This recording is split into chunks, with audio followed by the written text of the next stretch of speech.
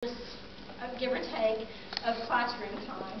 Some of them came extra days, making sure that they had their ducks in a row. They had to do over 6 different books. They had to go through 6 different books, which was the paramedic book, which is this big. When I first started in this business, it was only about 800 pages long. Now it's about 3,800 pages long, I'm not sure. It seems like forever. Then they also had to do something called the Advanced Cardiac Life Support, International Trauma Life Support, the Basic Cardiac Life Support, and the Pediatric Advanced Life Support. Each one of those are specialty care areas that they're taking care of different patients. We don't get to pick and choose what area that we're going to be taking care of. When we get a call, we have no clue about what it's going to be. It can come in as simple as a fall call where you think somebody's tripped and fallen, and instead it's somebody who's gone into cardiac arrest. So they have to be prepared for everything. All the tests I put them through was nothing compared to what they're going to be going through in the near future, not to mention the state tests also.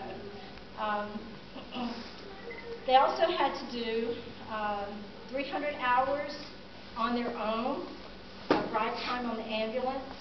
That was without pay and without anybody saying thank you. They also had to do 200 hours clinical time. That was in a clinical setting, which was like in the emergency room. Some of them went to the dialysis centers and things like that, but most of it was spent in the emergency department.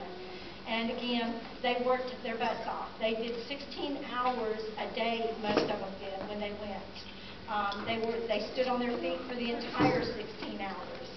And they were cleaning beds, they were taking out trash, they were doing CPR, they were hemorrhage control, they were consoling a good old boy that just got stabbed and didn't want any treatment, and they kept talking to him for hours and hours until they actually became very close to this guy. I think they got his address, actually. But anyway, so these are some of the things, just a small touch of what they went through in the last 16 months. A lot of sleep, a lot of time away from their family members, a lot of holidays missed because they had to study, a lot of time missed, not to mention the fact that they all pretty much work full-time jobs. Work many, many hours, and then I have to keep going, why haven't you got this done yet? Why haven't you got this figured out yet? And that is probably some of the obstacles that they went through.